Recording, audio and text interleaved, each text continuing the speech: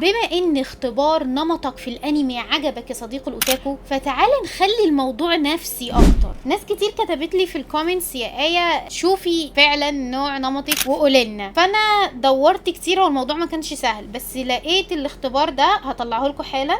الاختبار ده اللي هو 16 personalities، هتلاقيها يا صديق الاوتاكو. هو ده اختبار مجاني للشخصية، اوصاف النوع والنصائح المتعلقة. في طبعا تحتيه اختبار تحليل الشخصية MBTI، بس ده مرضاش يفتح معايا، فهو ده الوحيد اللي فتح معايا. فتعالوا نشوفه. اخضع للاختبار. اختبار شخصية مجاني. الخطوات عندنا هنكمل الاختبار، وبيقولك خليك على طبيعتك، جاوب بصراحة. هيعرض النتائج واكتشف كيف يؤثر نوع شخصيتك على العديد من مجالات حياتك. اطلق العنان لامكانياتك وطور من نفسك. هو حلو بصراحة النوع ده من الاختبارات، انك ممكن يعرفك حاجات انت ما كنتش عارفها عن نفسك. فتعالوا نشوفها سوا. هل انت تكون صداقات جديدة بشكل منتظم؟ خلينا نقول لا. انا في الحتة دي بصراحة مش رخامة مني، بس بحس ان الموضوع محتاج مجهود مش قادرة اعمله. ان الافكار المعقدة والجديدة تثير اهتمامك اكثر من الافكار البسيطة والمباشرة. خليني احطها هنا بسيطة ومباشرة. لا انا كده كمان معقدة في الحتة يعني بحب الافكار اللي تستفز دماغي وتخليني افكر. عادة ما تشعر بالاقتناع بما يتردد صداع عاطفيا معك اكثر من الحجج الواقعية. مش عايزة احط نفسي في النص في الموضوع ده، بس انا في الاول بقيس الحاجات عاطفيا، بس لو حد دخل عليا واقعي انا ما بعرفش بصراحة اكابر واقول لا. فانا هحطني هنا اكتر، لان ده اللي بيقنعني اكتر. اماكن معيشتك وعملك نظيفة ومنظمة. انا مكسوفة والله، انا مكسوفة ان انا بقول انا مكسوفة جدا، اقسم بالله انا اسفة. انت عادة وتبقى هادئا حتى تحت الكثير من الضغط. يلهوي يلهوي. قد تجد فكرة التواصل مع الآخرين أو الترويج لنفسك أمام الغرباء عملية شاقة. أنا هحط دي. التالي، أنت تحدد أولويات المهام وتخطط لها بفاعلية، وغالبا ما تكملها قبل الموعد النهائي بوقت طويل. خلينا هنا، يعني أنا فعلا بخطط. إن قصص الأشخاص وعواطفهم تتحدث إليك بصوت أعلى من الأرقام أو البيانات. محتاجة أحاول أركز في السؤال ده كويس. يس، ده حقيقي. انت تحب استخدام ادوات التنظيم مثل الجدول الزمني والقوائم. رغم انها مش منظمه في مكاني يعني، بس معرفش امشي بيومي من غير لستة حاجات انا محدده اعملها. يمكن لاي خطأ بسيط ان يسبب لك الشك في قدراتك ومعرفتك الشامله. لا، او دي هتبقى في النص للاسف. لا خليني هنا. لا مش غير موافق، انا موافق. استنى طيب، جاوبت خلاص. هنا خليها هنا. أنت تشعر بالراحة بمجرد الاقتراب من شخص تجده مثيرا للاهتمام لبدء محادثة معه. ده حقيقي، لازم يبقى مثير للاهتمام فعلا. أنت لست مهتما كثيرا بالمناقشات حول التفسيرات المختلفة للأعمال الإبداعية. لا طبعا أنا مهتمة. بيقول لي أنت لست مهتما، لا أنا مهتمة. التالي، يا لهوي هو أنا لسه ماشي. هو كام سؤال؟ 10 خطوات. لا احنا لازم نسرع شوية. أنت تعطي الأولوية للحقائق على حساب مشاعر الناس عند تحديد مسار العمل. موافق بصراحة، موافق. أنت تسمح لليوم في كثير من الأحيان بأن يمر دون أن تضع أي جدول زمني على الإطلاق. لا. أنت نادرا ما تقلق بشأن ما إذا كنت ستترك انطباعا جيدا لدى الأشخاص الذين تقابلهم. ولا فارق معايا رأيهم فيا، ولا بهتم وطز في الكل. يعني هو غلط، بس أنا فعلا ما بهتمش. أنت تستمتع في المشاركة بالأنشطة الجماعية. بستمتع بصراحة. أنت تستمتع بتجربة أساليب جديدة لم يجربها غيرك. لا مش بستمتع بصراحة. أنت تعطي الأولوية لأن تكون مراعيا للآخرين على أن تكون صادقا بشكل كامل. لا أنا بحب أكون صادقة على إني راعي مشاعر اللي حواليا. يعني أحيانا بقول لا مش مهم مشاعر، مهم أبقى صادقة. مش عارفة ليه يعني، بس ده أفضل. أنت تبحث بالنشاط عن تجارب ومجالات معرفة جديدة للاستكشاف. أحيانا. أنت تشعر بالقلق تجاه تحول الأمور إلى الأسوأ. أنت تستمتع بالهوايات أو الأنشطة المنفردة أكثر من الأنشطة الجماعية. انت لا يمكنك ان تتخيل نفسك كاتبا لقصص خياليه لكسب لقمه العيش. بصراحه لا يمكنني. لا يمكنني التخيل بصراحه. انت تفضل الكفاءه في اتخاذ القرارات حتى لو كان ذلك يعني تجاهل بعض الجوانب العاطفيه. موافق. انت تفضل القيام باعمالك المنزليه قبل السماح لنفسك بالاسترخاء. غير موافق. انا استرخي الاول وبعدين اعمل اعمالي المنزليه، عشان كده اوضتي مش منظمه. في حالة الخلافات فإنك تعطي الأولوية لإثبات وجهة نظرك على الحفاظ على مشاعر الآخرين. موافق. يعني أنا مش هكدب، دي أحيانا. أنت عادة ما تنتظر الآخرين لتقديم أنفسهم أولا في التجمعات الاجتماعية. مش بهتم أوي بصراحة، ومش فارق معايا إن حد يقدم نفسه. يمكن أن تتغير مزاجك بسرعة كبيرة لو حصل حاجة ضايقتني. ممكن يتغير. أنت لا تتأثر بالحاجة العاطفية بسهولة. لا، بتأثر شوية يعني، بس مش بسهولة. غالبا ما ينتهي بك الأمر إلى القيام بأشياء في آخر لحظة ممكنة. يا لهوي، ده أنا أعشق الديدلاينز. أنت تستمتع بمناقشات المعادلات الإخلاقية. لا أستمتع. إيه ده؟ لا، ده لا استمتع طبعا. عادة ما تفضل أن تكون بالقرب من الآخرين بدل من أن تكون بمفردك. لا، مش قوي بصراحة. أنت تشعر بالملل أو تفقد الاهتمام عندما تصبح المناقشة نظرية للغاية. لاني احيانا بيبقى ما عنديش العلم الكافي ان انا اواجه الشخص اللي قدامي ده لو عنده علم كبير. عندما تتعرض الحقائق والمشاعر فان عادة ما تجد نفسك تتبع قلبك. لا.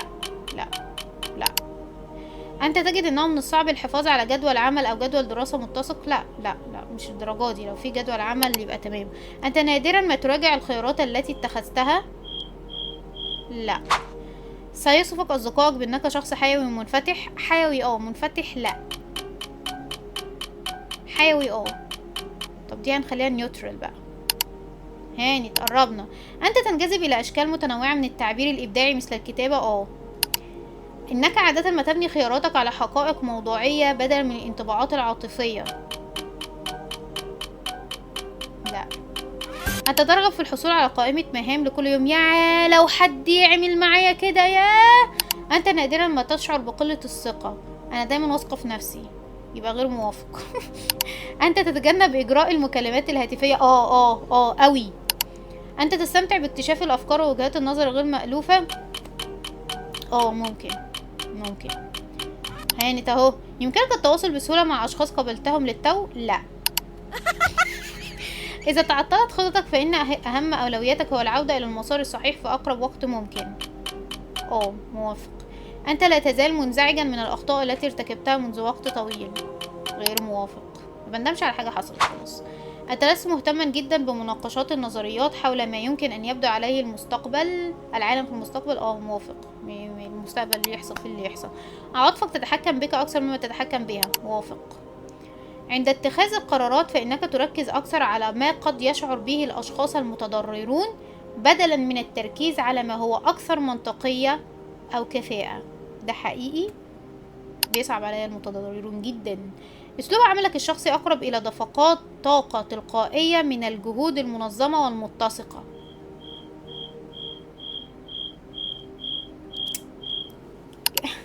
عندما يقدرك شخص ما كثيرا تتساءل كم من الوقت سيستغرق قبل أن يشعر بخيبة أمل منك. ستحب وظيفة تتطلب منك العمل بمفردك معظم الوقت. أنت تعتقد أن التفكير في الأسئلة الفلسفية المجردة هي مضيعة للوقت وفيها إلحاد كمان. أنت تشعر أنك أكثر انجذابا إلى الأجواء المزدحمة الصاخبة من الأماكن الهادئة الحميمية. إذا بدا لك القرار صحيحا فغالبا ما تتصرف بناء عليه دون الحاجة إلى دليل إضافي.